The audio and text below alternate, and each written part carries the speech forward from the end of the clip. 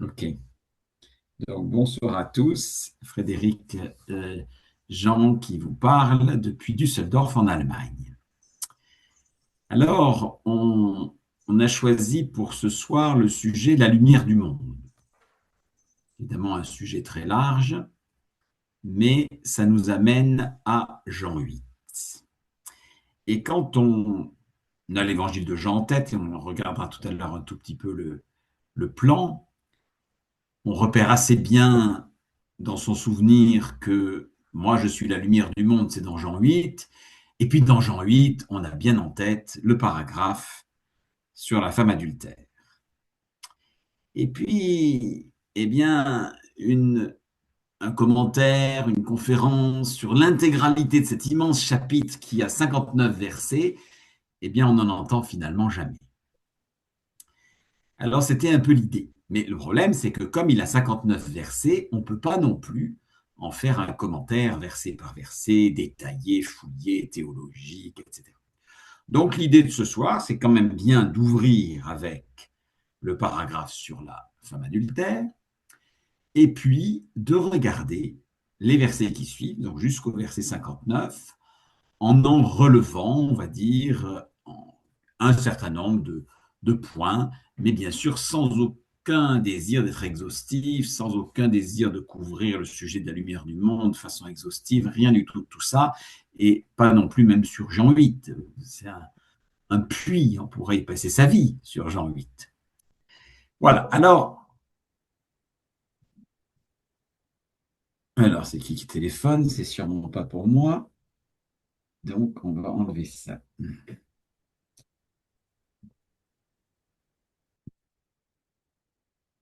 Effectivement, Jésus et la femme adultère, ça sera la première partie. Et ensuite, moi, je suis la lumière du monde, avec les deux témoins qui en parlent, qui le disent, qui le soutiennent. Et puis, des versets 21 à 30, l'identité du Seigneur, où vas-tu? D'où viens-tu? Qui es-tu?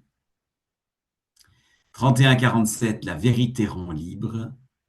Et puis, un peu l'apothéose du chapitre, le point d'orgue, le point final, avant qu'Abraham fût, je suis. Si on commence par Jésus et la femme adultère, versets 2 à 11, commençons donc par la lecture. Au point du jour, il vint encore au temple, et tout le peuple venait vers lui. Il s'assit et les enseignait. Les scribes et les pharisiens lui amènent une femme surprise en adultère. L'ayant placée devant lui, ils lui disent, Maître, cette femme a été surprise sur le fait même, comme étant l'adultère. Or, dans la loi, Moïse nous a commandé de lapider de telles femmes. Toi, donc, que dis-tu? Il disait cela pour le mettre à l'épreuve, afin d'avoir un motif pour l'accuser. Mais Jésus s'étant baissé, écrivait avec le doigt sur la terre. Comme il persistait à l'interroger, il se releva et leur dit, celui d'entre vous qui est sans péché, qu'il jette le premier la pierre contre elle. Puis, s'étant encore baissé, il écrivait sur la terre. Mais eux, après l'avoir entendu, sortirent un à un, en commençant par les plus âgés jusqu'au dernier. Et Jésus fut laissé seul avec la femme devant lui. Jésus se releva et ne voyant personne que la femme lui dit, Femme, où sont-ils, tes accusateurs? Personne ne t'a condamné? Elle dit, Personne, Seigneur. Jésus lui dit, Moi non plus, je ne te condamne pas. Va, dorénavant, ne pêche plus.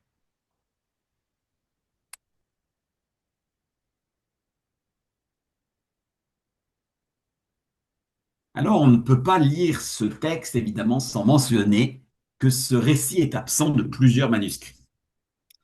Et par conséquent aussi des commentaires de plusieurs pères de l'Église.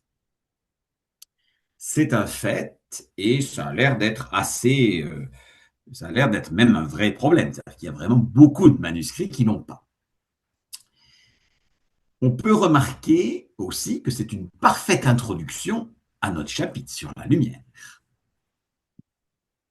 On peut aussi remarquer que comme c'est un texte un petit peu choquant, surprenant en tout cas, les textes surprenants, choquants, sont plus difficiles à ajouter qu'à enlever.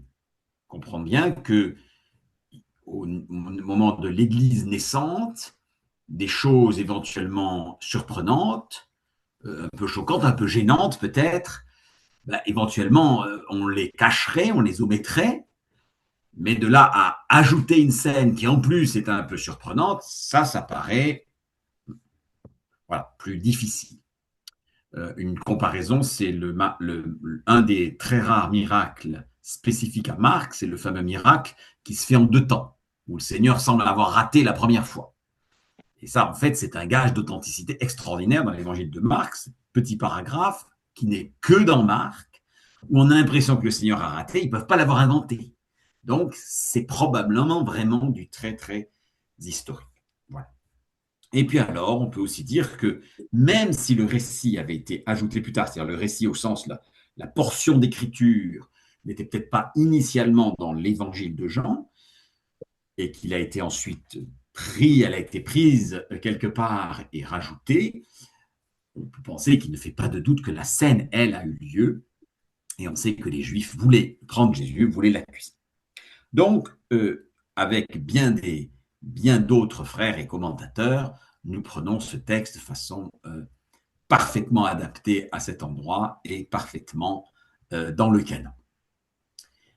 Mais c'était important de le mentionner.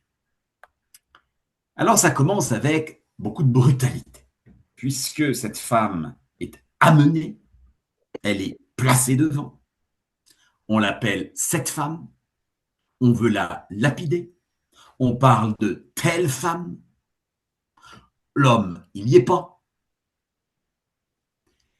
Et on se souvient que on voulait le prendre, on voulait le prendre, Jésus, et on voulait à la fin le lapider. Donc, beaucoup de brutalité autour du contexte de cette scène. Et ça commence de façon effectivement très brutale.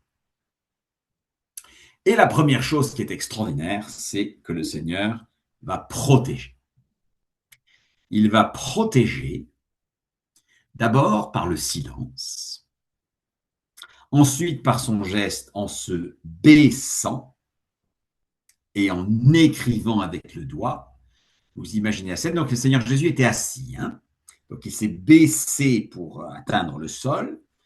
Et donc cette femme qui a été traînée, on va dire, probablement debout avec tout le groupe qui la mène, il y a un moment où le centre d'intérêt de tout le monde, c'est de regarder la femme, cette femme, de telle femme. Et par le silence de Jésus, son calme et le mouvement de son corps et d'écrire sur la terre, évidemment, la caméra, le zoom, tous les regards se dirigent maintenant vers ce qu'il est en train d'écrire. Et les regards se détournent de la femme. Et ça, c'est absolument extraordinaire, la façon dont il protège cette femme des regards en attirant tous les regards sur ce qu'il écrit. C'est là qu'il dit donc, celui qui est sans péché prenne la première pierre et la jette contre elle. Et il s'est encore baissé. Donc de nouveau, ce geste d'humilité dans l'évangile, au début de l'évangile, quand Jean le baptiseur parle, il dit moi, je ne suis même pas digne de délier la courroie de la sandale de Jésus. Et il y a un des évangiles qui précise, je ne suis même pas digne en me baissant, même en me baissant, je ne suis même pas digne. Donc, se baisser, il y a ce côté très humble. Et autant on avait un groupe qui venaient menacer ici et qui, en un groupe, allaient proposer de tuer cette femme, eh bien après, ça devient individuel. Le Seigneur, il réussit à faire passer du groupe à l'individuel, puisque c'est le un à un qui est maintenant souligné quand il est dit qu'il commence à se retirer un à un des plus anciens. Ils sortirent un à un, en commençant depuis les plus anciens jusqu'au dernier. Le doigt de Dieu. On a eu le doigt accusateur au début, cette femme. Et on a ensuite le doigt de Dieu, deux fois de suite, quand il écrit. On pense avec le doigt de Dieu à l'écriture de la loi. Ça, c'est Exode 31. Les devins d'Égypte avaient aussi reconnu le doigt de Dieu dans certains des miracles de Moïse. Au psaume 8, c'est le doigt de Dieu dans la création. Psaume 8, verset 4. Et puis dans Daniel 5, bien sûr, c'est le doigt de Dieu qui écrit sur la paroi Méné, Méné, Tekel, Upharsin, devant le roi Belshazzar. En Marc 7, 33, c'est l'autre expression, une des autres expressions où on voit le doigt de Dieu, le doigt du Seigneur, dans la parole, c'est le moment où, ayant tiré à l'écart, hors de la foule, cet homme qui était sourd et qui parlait avec peine, eh bien, il lui mit les doigts dans les oreilles. Donc, le doigt de Dieu traverse la parole et ici, on le voit, donc après Marc, dans le cas du Seigneur Jésus, on le voit dans Marc, et puis ici dans Jean, il écrivait avec le doigt. C'est d'ailleurs la seule chose que le Seigneur a écrite, qui nous soit rapportée, et c'est quelque chose d'extraordinaire, puisqu'en fait, tout l'enseignement du Seigneur a été rapporté par d'autres auteurs, lui-même n'a rien écrit, et la seule chose qui nous soit rapportée, qui a été écrite dans du sable, et c'est effacé. Et donc, si vous voulez savoir ce qui était écrit là, c'est extraordinaire, eh bien, je ne vais pas vous le dire, parce qu'évidemment, personne ne sait ce qu'il a écrit. Alors, cette femme qui a d'abord été protégée, elle a ensuite été libérée. On a eu 3 groupes de personnes qui sont venues à lui dans cette scène. Il y a d'abord des foules qui viennent, le peuple vint à lui au point du jour au temple et il les enseignait. Donc ça, c'est des gens intéressés qui viennent. On a les scribes et les pharisiens qui viennent avec leur état d'esprit d'accusation, de chercher un prétexte et de violence. Et puis on a cette femme qui est amenée à lui. Donc on a ces 3 groupes qui viennent à lui et qui représentent aussi différentes personnes qui sont mises en contact avec le Seigneur. Et la femme va être libérée de ses accusateurs, libérée de son péché et encouragée à une vie de pureté. Et enfin, la grâce se manifeste à la fin. C'est la 2e fois que le Seigneur a écrit sur la terre. Ça pourrait peut-être faire penser au fait que la 2e fois où la loi a été écrite du doigt de Dieu à Moïse, eh bien, la grâce est intervenue, puisque la 2e fois que les paroles de la loi sont écrites, dans Exode 34, verset 1, « Taille-toi 2 tables de pierre comme les premières, et j'écrirai sur les tables les paroles qui étaient sur les premières tables que tu as brisées. » Donc, c'est bien la 2e écriture. Et qu'est-ce qu'il y a dans ce même paragraphe de Exode 34, verset 6 ? L'Éternel passa devant lui et cria, « L'Éternel, l'Éternel, Dieu miséricordieux et faisant grâce, lent à la colère et grand en bonté en vérité, gardant la bonté envers des milliers de générations, pardonnant l'iniquité, la transgression et le péché, et qui ne tient nullement celui qui est coupable pour innocent. » Il va donc, le Seigneur manifeste donc envers cette femme la grâce. Il ne n'enlève pas du tout la culpabilité, au sens, il ne dit pas que ce péché n'était pas un péché, il dit au contraire que c'était un péché, puisqu'il dit ne pêche plus. Il ne condamne pas, il n'est pas venu à ce moment-là pour condamner. Et en donnant ce commandement dorénavant ne pêche plus, on a, je crois, une clé de la vie dans la liberté avec le Christ et qui va aussi être développé tout à l'heure dans la suite du passage, c'est que ce qui nous donne la puissance pour ne pas pécher, ce n'est pas l'interdiction, mais c'est la grâce du Seigneur. Donc ce sourire ou cette grâce du Seigneur qui lui dit je ne te condamne pas, dorénavant ne pêche plus, en fait, c'est la puissance de la grâce qui va aider quelqu'un à ne plus pécher. Il ne lui est pas dit ne pêche pas beaucoup, mais ne pêche plus. Donc l'attente du Seigneur est là. Et, et la puissance, elle vient de lui. Et elle vient de la puissance de sa grâce, le fait qu'il ne condamne pas, et non pas de l'interdiction de la loi qui en soi n'a pas de puissance. Alors ici, je cite une pensée qui a été développée par Amaury, qui nous écoute, et que je cite, qui est tout à fait intéressante, c'est de faire un parallèle entre ce texte et ce qui s'est passé à la caverne d'Adulam. Puisqu'à la caverne d'Adulam, vous vous souvenez, David se réfugie, il est l'homme rejeté, comme le Seigneur était rejeté ici, on le voit bien. Et David est l'homme rejeté, le roi rejeté, et tout homme qui était dans la détresse, et tout homme qui était dans les dettes, et tout homme qui avait de l'amertume dans l'âme, s'assembla vers lui, et il fut leur chef. Et c'est très beau de rapprocher ce texte de la scène que nous avons. Car effectivement, la détresse, c'est ce qu'elle a vécu. Elle est délivrée des accusateurs et de leur brutalité. Elle est délivrée de la détresse. Elle est délivrée des dettes, parce que les dettes, ça nous rapproche de la culpabilité du péché. Alors, c'est plus facile en allemand, évidemment. Schuld, c'est à la fois la dette et être coupable. Culpa, la faute.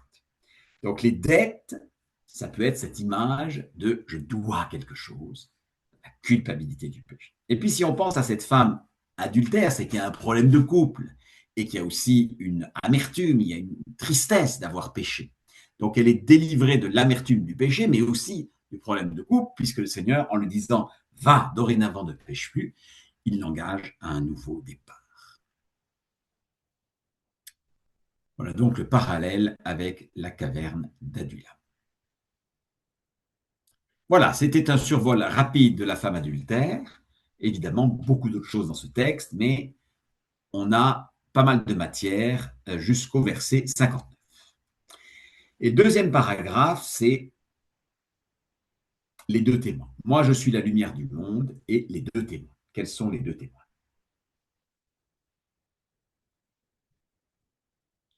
Jésus donc leur parla encore. Moi, je suis la lumière du monde. Celui qui me suit ne marchera pas dans les ténèbres, mais il aura la lumière de la vie. Les pharisiens lui dirent alors, c'est toi qui rends témoignage de toi-même, ton témoignage n'est pas vrai. Jésus leur répondit, même si c'est moi qui rends témoignage de moi-même, mon témoignage est vrai, car je sais d'où je suis venu et où je vais. Mais vous, vous ne savez pas d'où je viens ni où je vais. Vous, vous jugez selon la chair, moi je ne juge personne. Et même si moi je juge, mon jugement est véritable, car je ne suis pas seul. Mais il y a moi et le Père qui m'a envoyé. Or, il est écrit dans votre loi que le témoignage de deux hommes est vrai. Moi, je rends témoignage de moi-même, et le Père qui m'a envoyé rend aussi témoignage de moi. Ils lui dirent donc, où est ton Père? Jésus répondit, vous ne connaissez ni moi, ni mon Père. Si vous me connaissiez, vous connaîtriez aussi mon Père. Ces paroles, il les dit dans le trésor, enseignant dans le temple, et personne ne le prie parce que son heure n'était pas encore venue. C'est ce dernier verset 20 qui nous donne le lieu de la conversation. Donc, peut-être qu'ils se sont déplacés de la cour du temple vers le trésor. Ils étaient probablement dans le parvis des femmes, ou en tout cas dans la cour du temple où tout le monde pouvait entrer, puisqu'ils amènent la femme. Donc, ça devait être un lieu mixte, probablement. Après, le trésor, c'était aussi un lieu mixte, puisqu'on sait qu'il y a la femme, la pauvre veuve avait payé ses 2 pyths aussi dans le trésor. Donc, on est dans le temple quelque part. Et ce verset 20 nous aide à faire une coupure dans le chapitre et à voir ce paragraphe comme un premier tout.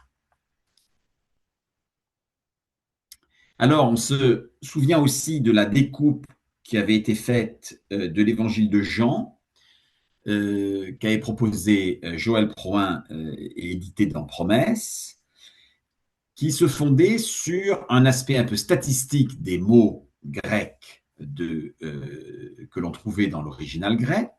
Les mots vie et vivre apparaissaient abondamment dans les chapitres 3 à 7. Les mots lumière, ténèbres, aveugle abondamment dans les chapitres 8 à 12. Et les mots aimer et amour abondamment dans les chapitres 13 à 17.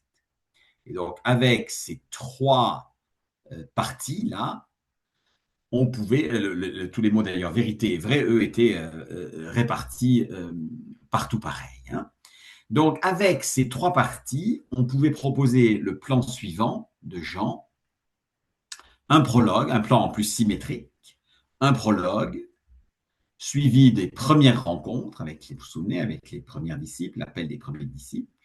Ensuite, 5 chapitres sur la vie, 5 chapitres sur la lumière, 5 chapitres sur l'amour, la passion, les dernières rencontres, euh, après, après la résurrection et au lac de Galilée, puis un épilogue. Voilà, tout ça pour situer que nous nous trouvons ici au début de la partie centrale sur la lumière, au chapitre 8, la lumière, les 5 chapitres sur la lumière. On peut aussi voir qu'il y a 7 discours dans l'évangile de Jean, et quand on les compte, on compte les vrais discours en public, hein, hors conversation individuelle, et on est là aussi dans la partie centrale, puisqu'on est dans le discours numéro 4, qui est le « Moi, je suis la lumière du monde ». Donc, si on revoit les autres très rapidement, « Mon Père travaille et moi, je travaille », discours numéro 1. « Moi, je suis le pain du ciel », discours 2. « Si quelqu'un a soif, qu'il vienne à moi à la fête », donc du chapitre 7, discours 3. On aura « Moi, je suis le bon berger, moi, je suis la porte », ça sera le 5e. « Moi et le Père, nous sommes un », pardon pour la faute ici, ce sera le 6e. Et « Moi, si je suis élevé de la terre, j'attirerai tous les hommes à moi-même », ça sera le 7e discours. Donc, on est au centre de l'évangile, au niveau du plan et au niveau des discours. Une partie donc très importante. Alors, c'est une déclaration qui est tout à fait grandiose. Moi, je suis la lumière du monde. Et celui qui me suit ne marchera point dans les ténèbres, mais il aura la lumière de la vie. Donc, on ne peut pas être neutre face à des déclarations d'une si grande ampleur. Il est impossible de rester neutre. Quelqu'un qui dit « moi, je suis la lumière du monde », c'est une…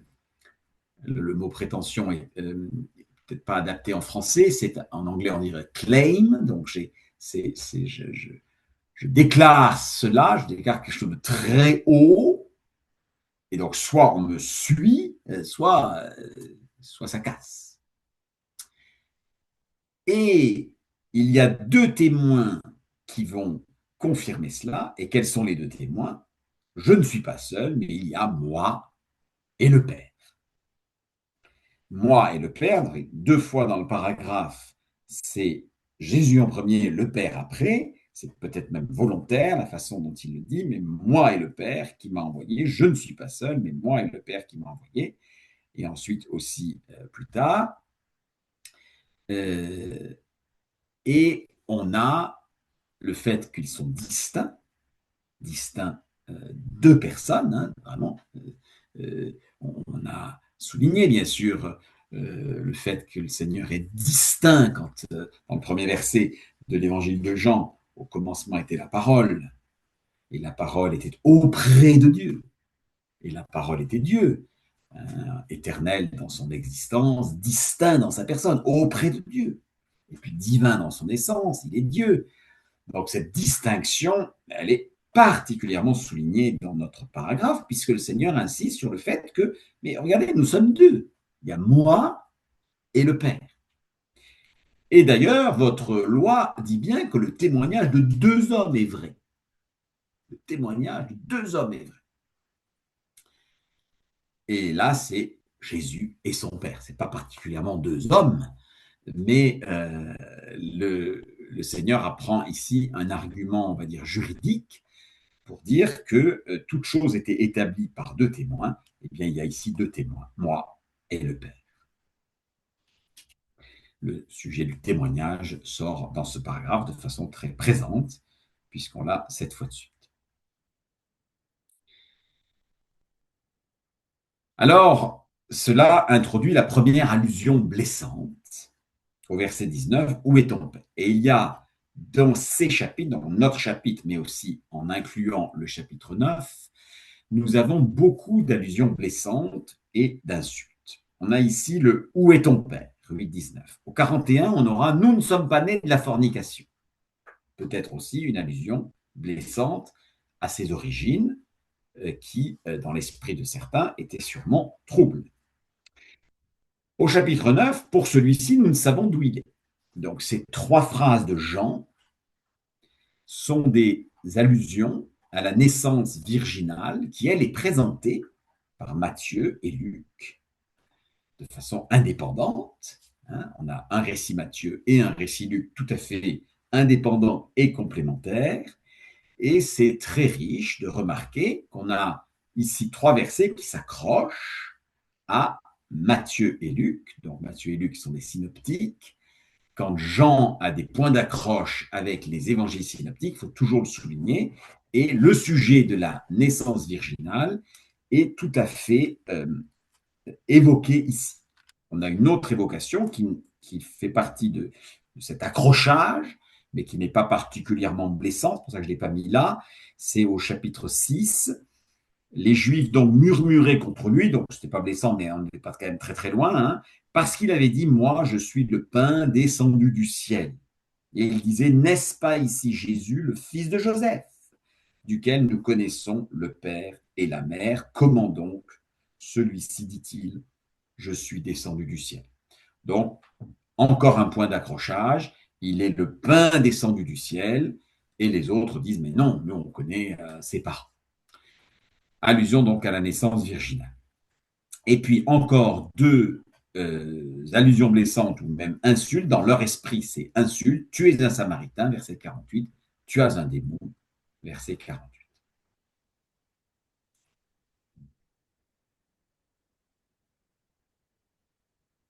Et notre paragraphe sur les deux témoins se termine par « et personne ne le prie ». Verset 20. Il dit ces paroles dans le trésor, enseignant dans le temple, et personne ne le prie, parce que son heure n'était pas encore venue. Et si on retravaille un peu le sujet de le prendre, piazzo, le verbe piazzo, 4084, déjà au chapitre 7, il cherchait donc à le prendre, mais personne ne mit la main sur lui parce que son heure n'était pas encore venue. Un peu plus loin, 7:32, les pharisiens et les principaux sacrificateurs envoyèrent alors des gardes pour le prendre. Et c'est là qu'on leur demande, mais pourquoi n'avez-vous pas amené? Et ils répondent, jamais homme ne parla comme cet homme. Certains d'entre eux voulaient le prendre, mais personne ne mit les mains sur lui. Notre verset, personne ne le prie parce que son heure n'était pas encore venue. Ils cherchaient encore à se saisir de lui, 10, verset 39, mais il échappa de leurs mains. Et 11,57, les principaux sacrificateurs et les pharisiens avaient donné des ordres. Si quelqu'un savait où il était, qu'il le déclare pour qu'on s'empare de lui. On voulait donc le prendre. Mais tant que ce n'était pas l'heure, ce n'était pas possible. Et il y a un moment où l'autorisation sera donnée et alors ils le saisiront, ils le prendront. Ça sera peut-être plus visible dans d'autres évangiles ou en particulier dans Marc, où ils vont vraiment se saisir de lui, le prendre. Mais là, l'heure n'était pas encore venue et il n'était pas question qu'il soit pris.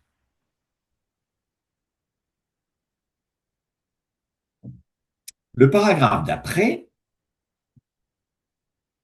va porter plutôt sur l'identité du Seigneur. On a déjà eu dans le paragraphe qu'on vient de lire des questions sur d'où venait le Seigneur. Hein. Je sais d'où je suis venu et où je vais, mais vous ne savez d'où je viens et où je vais. Donc les questions ont été posées, mais à partir du verset 21, on va voir un petit peu plus peut-être le où vas-tu, d'où viens-tu, qui es-tu.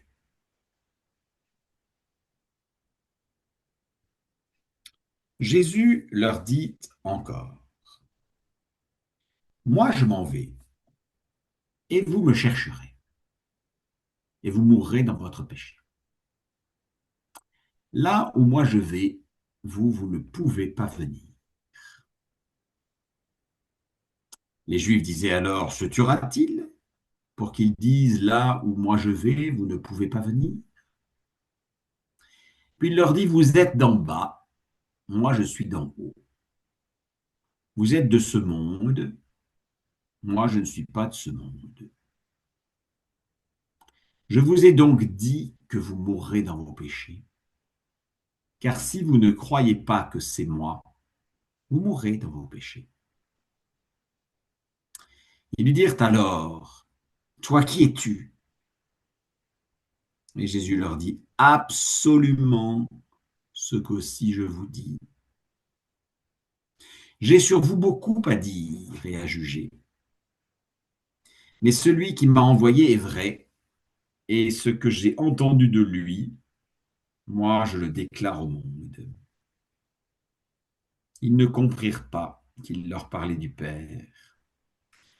Jésus leur dit, quand vous aurez élevé le Fils de l'homme, alors vous vous rendrez compte que c'est moi, et que je ne fais rien de moi-même, mais que je parle selon ce que le Père m'a enseigné. Celui qui m'a envoyé est avec moi, il ne m'a pas laissé seul, parce que moi je fais toujours ce qui lui est agréable. Comme il disait cela, beaucoup crurent en lui. De nouveau ici, le verset 30 nous aide à faire la fin d'un paragraphe avec ce commentaire de récit qui intervient dans le discours, avec ce commentaire de récit de l'évangéliste. Comme il disait cela, beaucoup crurent en lui.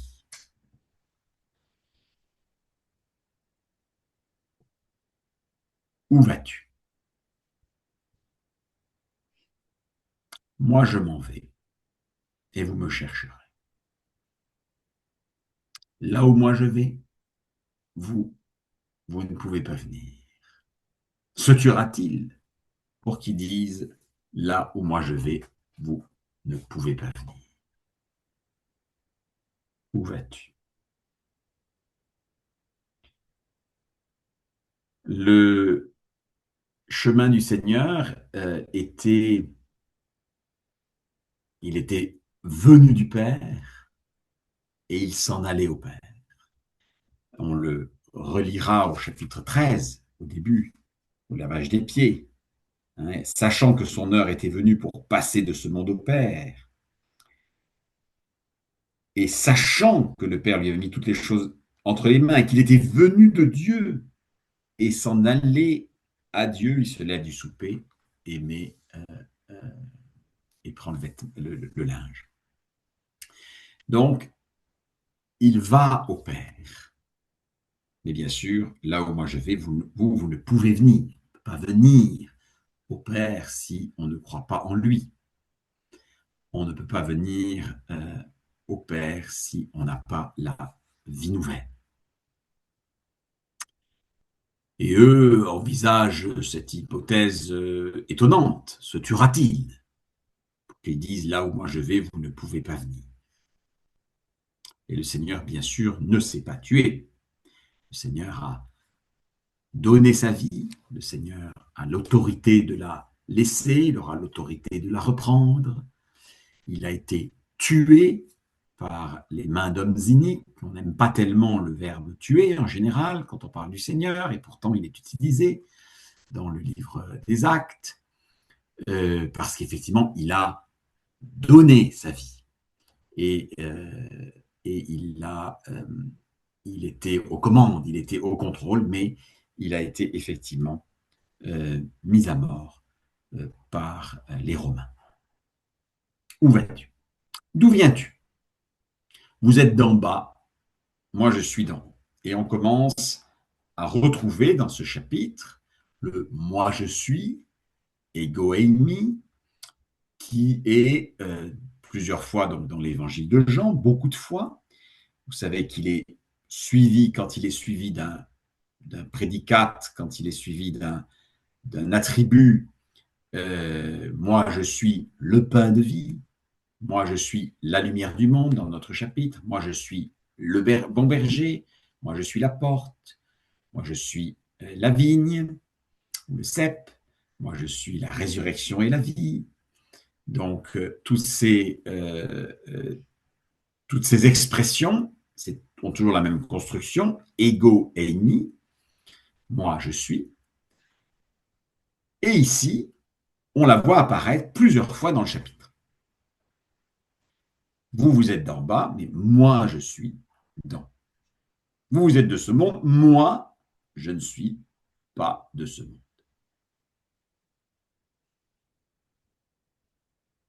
Alors, on va voir apparaître plusieurs fois maintenant dans la suite de la lecture des faisceaux ou des éléments sur la lumière, parce qu'on est dans le chapitre de Je suis la lumière du monde, mais techniquement, on n'a pas l'impression qu'il en parle tellement après. Il l'a dit au début, au verset 12, mais en fait, on va voir que dans le chapitre, c'est pour ça que je vous mets une petite lampe rouge là, avec lumière, toutes les fois où il nous fait une déclaration qui met des choses justement en lumière. Et là, de dire à ses interlocuteurs, vous êtes d'en bas, moi je suis d'en haut, c'est bien sûr déjà un, un, un jet de lumière assez important sur sa personne et sur leur situation à eux. Vous êtes de ce monde, moi je ne suis pas de ce monde. Qui es-tu? Si vous ne croyez pas que c'est moi, si vous ne croyez pas que je suis, ego eimi de nouveau, vous mourrez dans vos péchés. Donc, toute la question de son identité, qui es-tu, elle est la clé. Parce que si on a compris qui il est, eh bien, on ne va pas mourir dans nos péchés. Mais si on ne croit pas que c'est lui qui est le je suis, qui est l'éternel, qui est celui qui est de toute éternité, celui qui existe, eh bien, il n'y a pas de solution pour vos péchés. Toi qui es-tu? Et Jésus leur dit absolument ce qu'aussi je vous dis. L'alignement parfait entre sa parole et sa personne.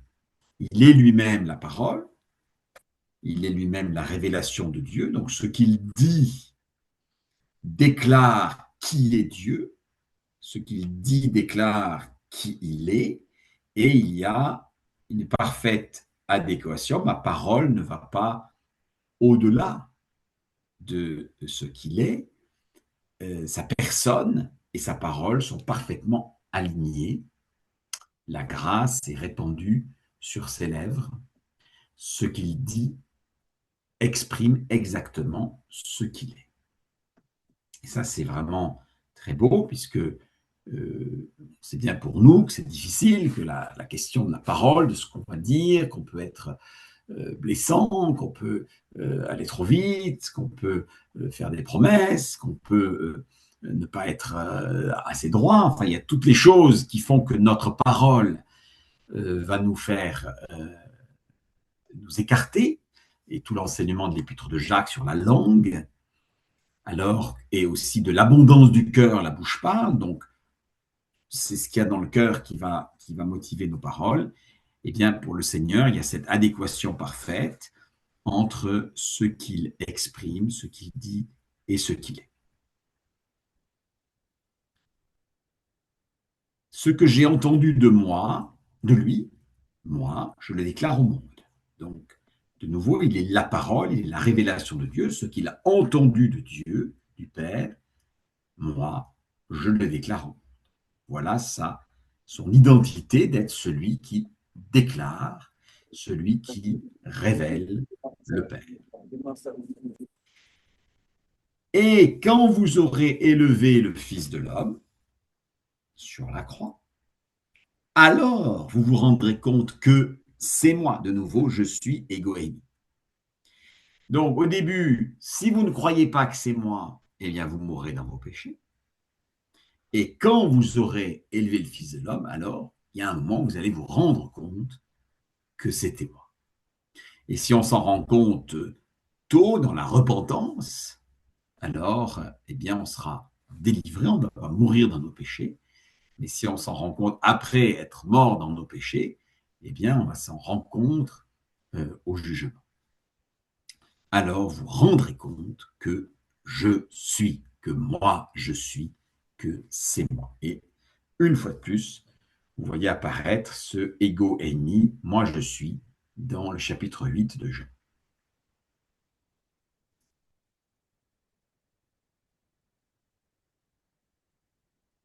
Le jet de lumière intervient ici quand il dit vous mourrez dans vos péchés. Donc cette expression vous mourrez dans vos péchés, elle est quand même très particulière dans la bouche du Seigneur, et il le dit clairement. L'identité entre sa parole et sa personne nous met aussi de nouveau, tout est sous la lumière, c'est absolument transparent, il y a adéquation parfaite entre ce qu'il est et ce qu'il dit, aussi un reflet de sa lumière. Et puis, c'est à la croix, après son élévation sur la croix, eh bien, que la clarté va se faire et qu'on le reconnaîtra comme celui qu'ils auront percé. Donc, soit on le reconnaît tôt, soit on le reconnaît tard, mais dans tous les cas, on le reconnaît. Et là aussi, c'est la pleine lumière, c'est même éblouissant, puisque quand vous aurez élevé le Fils de l'homme, vous rendrez compte que c'est moi, que moi je suis, ego eimi. Ce qui fait que discerner son identité, qui est le sujet de ce paragraphe, l'identité du Seigneur, eh bien, c'est la clé du salut. Et le fait qu'il mentionne 3 fois dans ces 2 versets, vous mourrez dans vos péchés, c'est quand même tout à fait remarquable. Et la notion de mourir dans les péchés, ce n'est pas quelque chose de si fréquent que ça dans l'Écriture. On l'a en Éphésiens 2, 1 et 5, vous étiez morts dans vos fautes et dans vos péchés. Et verset 5, alors même que nous étions morts dans nos fautes, il nous a vivifiés ensemble avec le Christ. Donc, c'est intéressant de voir que le Seigneur utilise cette expression. Et à ce titre, donc, il montre à quel point la clé pour qu'il soit le sauveur et celui qui règle le problème des péchés, c'est son identité. C'est qui est-il?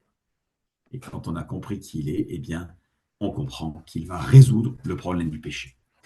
Et le fait de mourir dans les péchés, on pourrait dire, c'est un On pourrait dire c'est un vocabulaire paulinien, pas du tout. C'est un vocabulaire du Seigneur, qui est repris par Paul ici dans l'Épître aux Éphésiens. Et puis alors, dans son identité, il se montre aussi comme le Fils dépendant du Père, avec cette très belle expression, celui qui m'a envoyé est avec moi, celui qui m'a envoyé est avec moi, il ne m'a pas laissé seul, parce que moi, je fais toujours ce qui lui est agréable. C'est le verset 29. Celui qui m'a envoyé est avec moi. Il ne m'a pas laissé seul, de nouveau, hein, les deux personnes distinctes, comme on l'avait vu au moment du témoignage. Ici, on l'a au moment de cette vie de dépendance, cette vie d'alignement entre le Père et le Fils, où le Fils révèle la pensée du Père aux hommes et révèle Dieu aux hommes. Il ne m'a pas laissé seul, parce que moi, je fais toujours ce qui lui est agréable. Donc, c'est très beau de le voir ici décrire dans beaucoup de douceur le fait qu'il y a une communion entre le Fils et le Père. Il ne m'a pas laissé seul. Et la raison, c'est que moi, je fais toujours ce qui lui est agréable.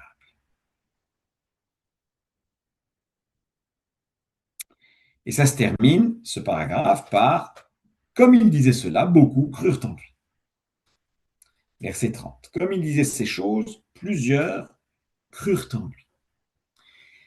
Sa parole a donc un impact, parce que quand on lit ce paragraphe, celui qu'on vient de lire, eh bien, on n'aurait pas dit que c'est particulièrement un message, je ne sais pas, d'évangélisation. On n'aurait pas dit, hein, il a parlé de vous mourrez dans vos péchés, il a parlé de son identité. On n'aurait pas dit que c'est un paragraphe qui va faire que ça y est, on croit en lui. Eh bien si. Eh bien si.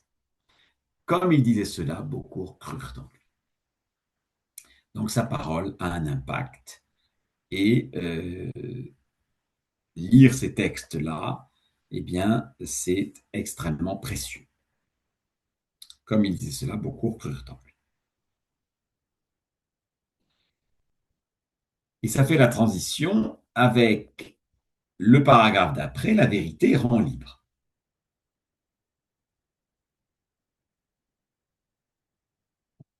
Et donc, on n'a plus que deux paragraphes. Hein, donc, la vérité rend libre.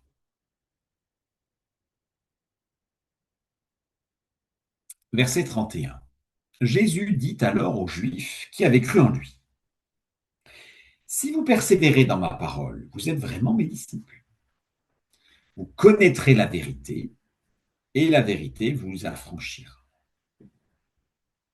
Ils lui répondirent, « Nous sommes la descendance d'Abraham, et jamais nous n'avons été esclaves de personne. Comment peux-tu dire, toi, vous serez rendus libres ?» Jésus leur répondit, « en vérité, je vous dis, quiconque pratique le péché est esclave du péché. Or, l'esclave ne demeure pas dans la maison pour toujours. Le Fils y demeure pour toujours. Si donc le Fils vous affranchit, vous serez réellement libre. Je sais que vous êtes la descendance d'Abraham, mais vous cherchez à me faire mourir, parce que ma parole n'a pas d'entrée en vous. Moi, je dis ce que j'ai vu chez mon Père, et vous, vous faites ce que vous avez entendu de votre Père.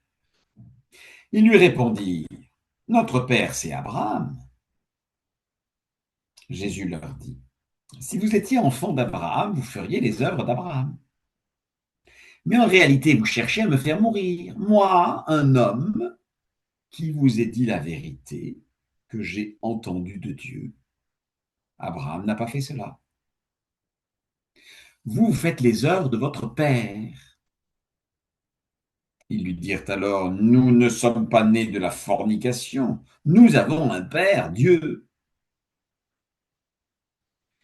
Jésus leur dit, « Si Dieu était votre Père, vous m'aimeriez, car moi, c'est de Dieu que je suis sorti et que je viens. car je ne suis pas venu de moi-même, mais c'est lui qui m'a envoyé. Pourquoi ne comprenez-vous pas mon langage? Parce que vous ne pouvez pas écouter ma parole.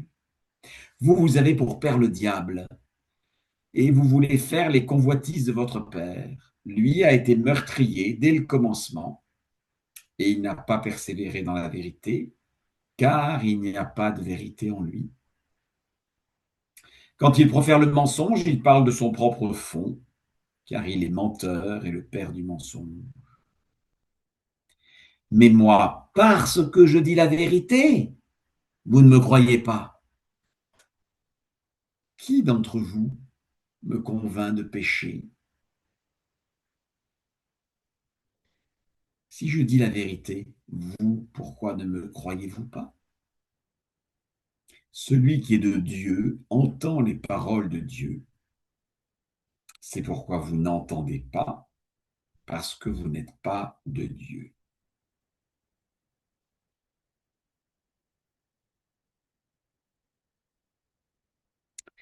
Alors le passage a l'air de s'adresser à des croyants, puisque c'est précisé au début.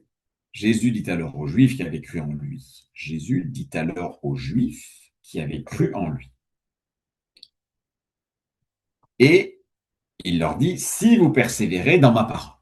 Donc, on a l'impression que ce passage est un message pour le croyant. Et le début convient bien, et la vérité vous affranchira, convient bien avec cette démarche que cette vérité nous affranchit dans un processus progressif et qui va avec la persévérance dans la parole. Donc, vous connaîtrez la vérité et la vérité vous rendra libre. Alors que celui qui pratique le péché est esclave. Principe d'addiction, principe de l'habitude, de l'ornière, des mécanismes de pensée qui fait que quand on pratique, eh bien, on continue, on s'installe et en fait, on ne s'en sort pas. Et c'est ce que le Seigneur exprime en exprimant cet esclavage. Et si le début du paragraphe est effectivement pour le croyant, alors c'est un très bel appel à, à une vie de liberté, d'affranchissement, de liberté dans le Christ, où le péché n'est plus pratiqué comme ce principe qui nous tire vers le bas, mais on est libéré par le Christ. Et le fait qu'on ait à la fois la vérité vous affranchira et le Fils vous affranchit, donc on a les deux sujets possibles, la vérité et le Fils, permet de rappeler bien sûr que Jésus est la vérité. Et donc de nouveau, on est dans notre sujet sur la lumière. C'est le Fils qui nous affranchit et c'est la vérité qui nous affranchit. La découverte de la vérité est aussi ce principe qui donne aussi cette liberté, justement, par le fait d'être dans les bras du Seigneur, d'être dans la transparence. La vérité dit les choses, la vérité dit les choses comme elles sont, pose un mot sur les choses, donc y compris sur le péché dont on peut être justement esclave. Les choses sont dites et on persévère dans la parole et progressivement, eh bien, il y a une libération en persévérant dans cette parole et dans la connaissance de la vérité. De nouveau, la vérité, c'est une personne. On apprend à connaître le Seigneur, on persévère dans sa parole et il nous libère de tous ces mécanismes, de toutes ces addictions, de toutes ces ornières, de tout ce qui fait que le péché va nous rendre esclaves. Vous serez réellement libre. Et cette liberté, réel, vous serez réellement libre. Ce n'est pas une amélioration, bien sûr, de nos habitudes, ce n'est pas une éducation pour bien se tenir avec plein de règles qui serait le côté légaliste, mais une libération réelle qui va nous permettre d'aimer faire ce que nous devons faire, d'aimer faire ce qui lui est agréable, si on reprend l'expression qu'il disait de lui-même juste avant.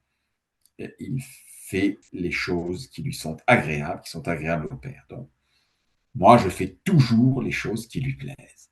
Voilà, donc la liberté, ce n'est pas de faire des choses qui nous plaisent, mais des choses qui lui plaisent et d'aimer les faire. Et c'est une réelle libération. La lumière est donc très clairement mise quand on nous dit que le péché nous rend esclaves. La lumière est dite quand on comprend que Jésus est la vérité. Mais ensuite, on est un petit peu étonné parce que le verset 37, ma parole n'a pas d'entrée auprès de vous. Alors, on est passé de croyant à incroyant ou est-ce qu'on a changé d'interlocuteur ou bien est-ce que les croyants finalement dont il était parlé au verset 30, comme il disait ces choses, plusieurs crurent en lui, ben, il y en avait qui étaient pas si profonds que ça, et on sait que ce n'est pas la première fois que ça arrive, puisque dans Jean 2, on se souvient que quand ils avaient vu des miracles, il y avait eu des gens qui croyaient en lui, mais ils ne se fiaient pas à eux, parce qu'ils savaient ce qu'il y avait dans le... Hein, plusieurs crurent en son nom, contemplant les miracles qu'il faisait, mais Jésus lui-même ne se fiait pas à eux. Chapitre 2, verset 24, parce qu'il connaissait tous les hommes et qu'il n'avait pas besoin que quelqu'un rende témoignage au sujet de l'homme, car lui-même connaissait ce qui était dans l'homme. Donc, l'évangile de Jean ne nous cache pas qu'on peut croire, qu'on peut adhérer, mais en fait de façon superficielle. Ils ne se fiaient pas à eux, et ici, ma parole n'a pas d'entrée en vous, euh, qui laisse bien en penser que les interlocuteurs, ou une partie des interlocuteurs ici, même si, semblait-il, ils s'adressaient aux croyants, certains d'entre eux, eh bien, ce n'était pas si profond que ça. Alors, la lumière continue, parce que verset 39, moi, un homme qui vous ai dit la vérité que j'ai entendue de Dieu.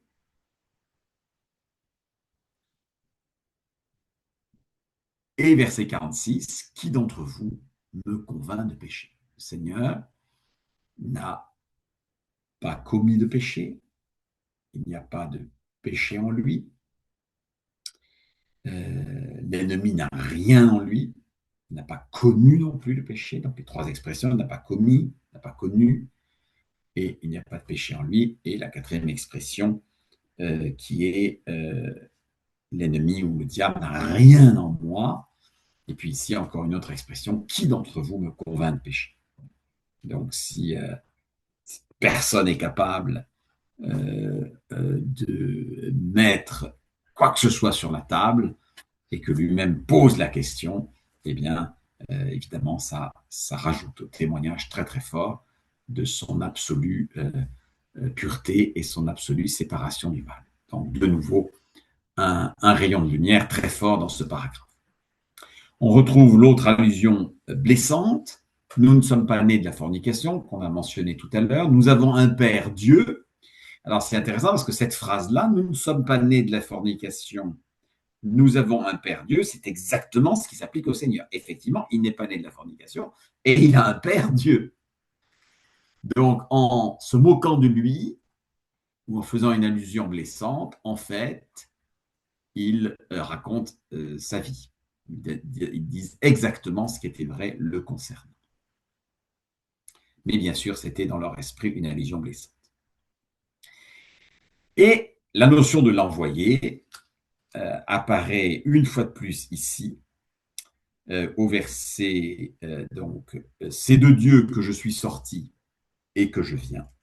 c'est de Dieu que je suis sorti et que je viens, c'est lui qui m'a envoyé. Donc, verset 42, je procède de Dieu, je viens de lui, car je ne suis pas venu de moi-même, mais c'est lui qui m'a envoyé. La notion que Jésus est l'envoyé du Père, l'envoyé de Dieu, apparaît 45 fois dans l'évangile de Jean. Donc, c'est vraiment un des très, très grands sujets de l'évangile de Jean. Ça apparaît, je ne sais pas, 3 fois peut-être dans Matthieu ou dans Marc, et puis une dizaine de fois dans Luc, mais c'est vraiment Jean qui nous parle de l'envoyé. Il est l'envoyé de Dieu.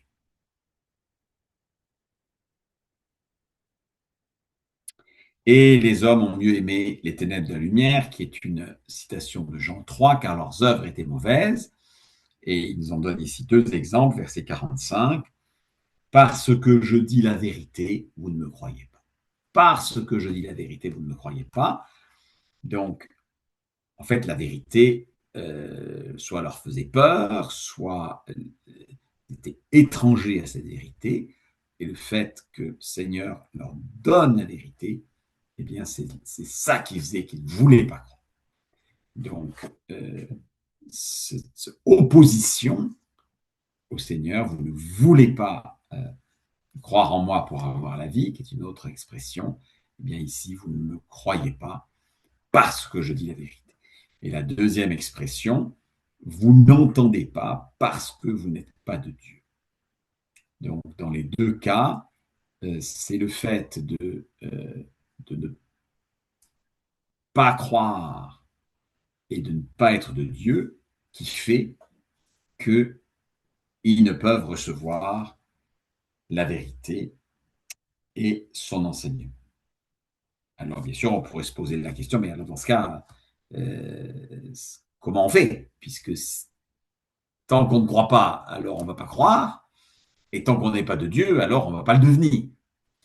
Eh bien, on sait bien que ces versets-là sont complétés par d'autres enseignements du Seigneur lui-même, et dans cet évangile, par exemple, personne ne peut venir à moi à moins que le Père ne le tire, hein, qui est une des expressions de Jean au verset chapitre 6. Nul ne peut venir à moi à moins que le Père qui m'a envoyé ne le tire, et moi je le ressusciterai au dernier jour.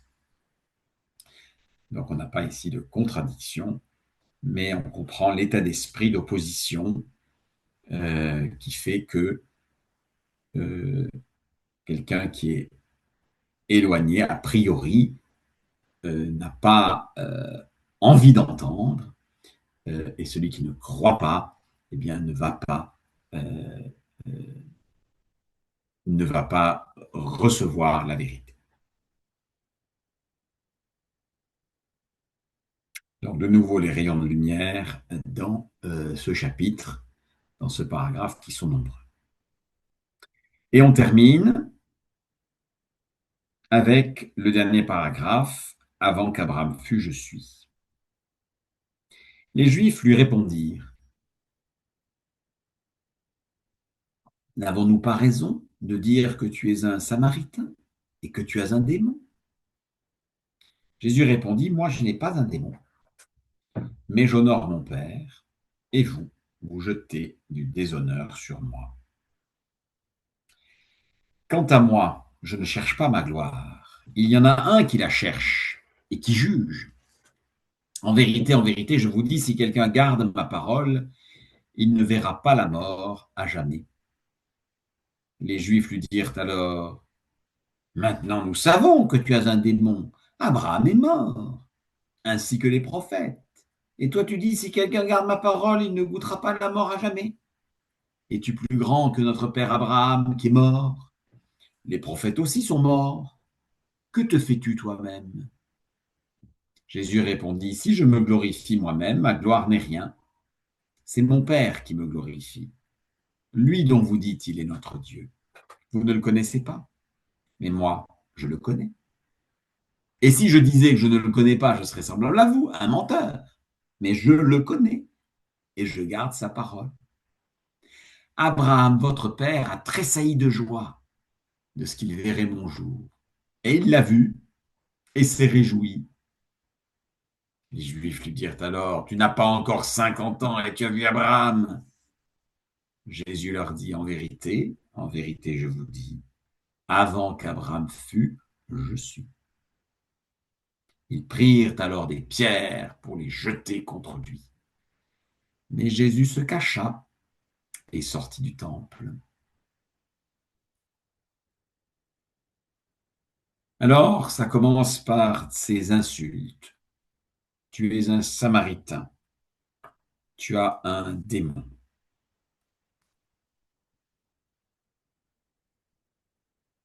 Le Samaritain est mentionné dans Jean 4, verset 9. Les Juifs et les Samaritains n'avaient pas de relation. Ça, c'est à l'occasion de la femme samaritaine.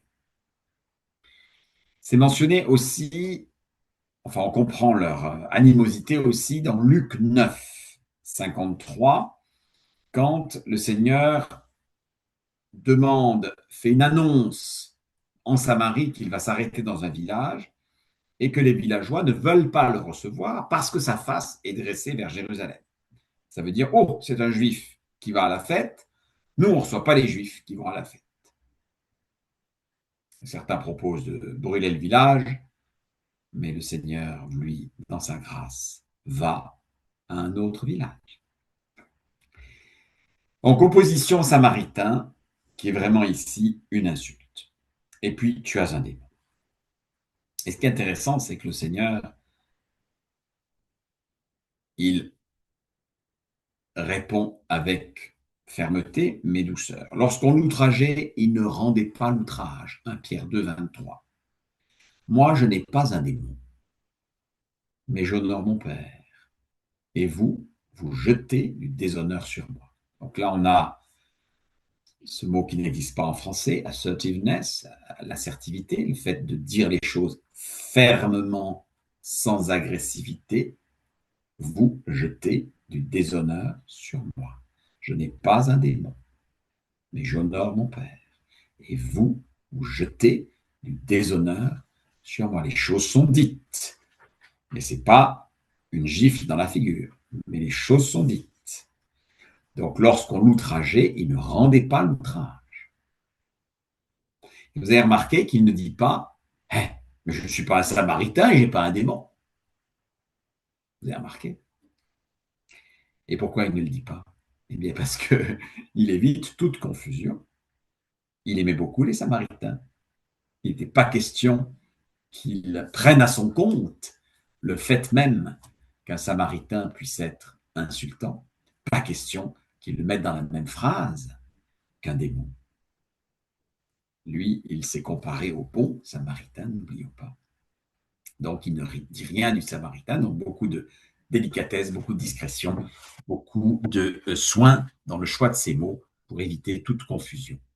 Lorsqu'on l'outrageait, il ne rendait pas l'outrage. La suite de 1 Pierre 2 s'applique aussi à notre texte. Il se remettait à celui qui juge justement. 1 Pierre 2, 23, la suite du verset. Et on le voit dans notre texte. Je ne cherche pas ma gloire. Il y en a un qui la cherche et qui juge.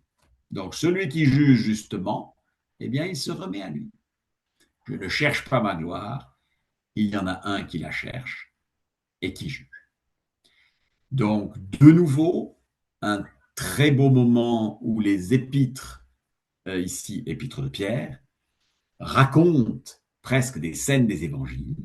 On sait que Pierre le fera quand il parlera de la gloire sur la montagne, mais ici, très beau moment où on voit illustrer dans cette conversation tendue la façon dont le Seigneur répond. Il se remettait à celui qui juge justement, je ne cherche pas ma gloire, il y en a un qui la cherche et qui juge. Et puis Jésus apporte le sujet de la mort, 5 fois le mot dans 3 versets. Si quelqu'un garde ma parole, il ne verra pas la mort à jamais. Et ensuite, il parlait d'Abraham est mort, les prophètes sont morts, etc. On a 5 fois le mot mort. C'est le Seigneur qui apporte le sujet. Si quelqu'un garde ma parole, il ne verra pas la mort à jamais. Donc, c'est le fait que la vie, là on est dans l'aspect peut-être plus spirituel de la vie, au sens qu'il ne verra pas la mort à jamais. Pour Dieu, tous vivent.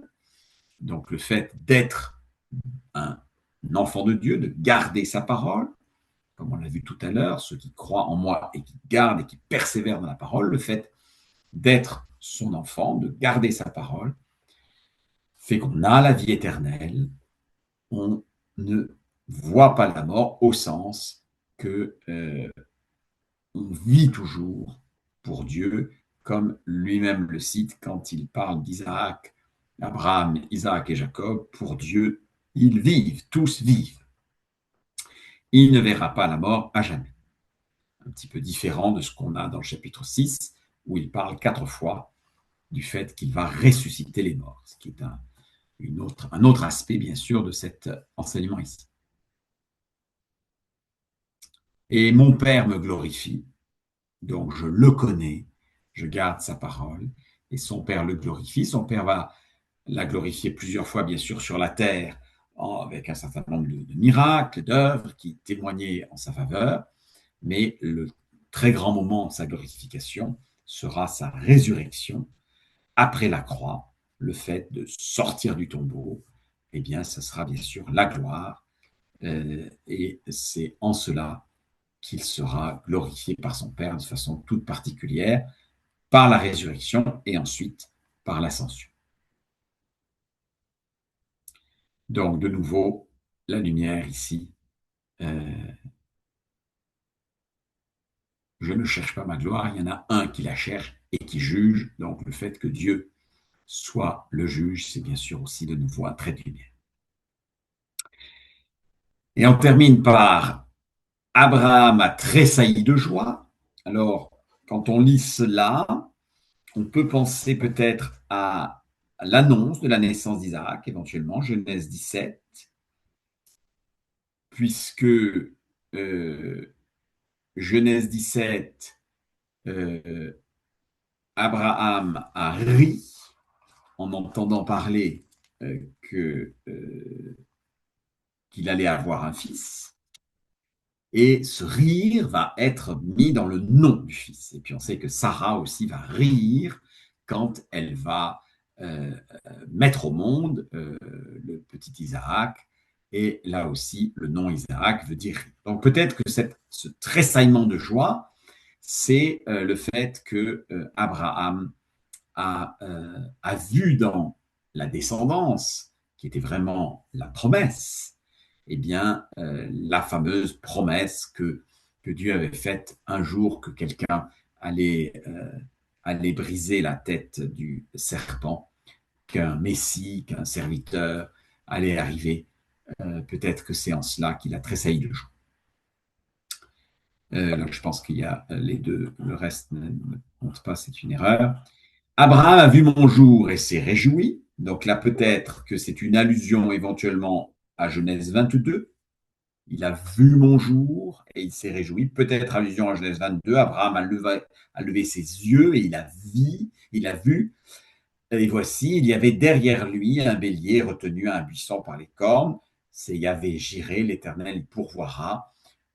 Où est l'agneau pour l'Holocauste? Dieu se pourvoira de l'agneau pour l'Holocauste. Il s'est réjoui du fait que Dieu allait pourvoir et allait donner un fils et pourvoir au cas même où ce fils devait être offert, eh bien, Dieu allait trouver une solution. Alors on lui répond, tu n'as pas 50 ans. Jésus n'en avait que 33. Mais on a aussi cette expression du psaume 102, mon Dieu, ne m'enlève pas la moitié de mes jours.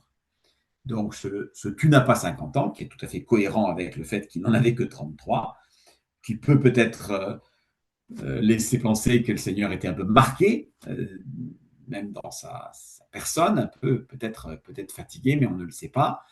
Et on sait que, par contre, dans le psaume 102, le fait d'être jeune, hein, tu n'as pas 50 ans, d'en avoir 33, eh bien, était quand même le sujet d'une expression, mon Dieu ne m'enlève pas à la moitié de mes jours.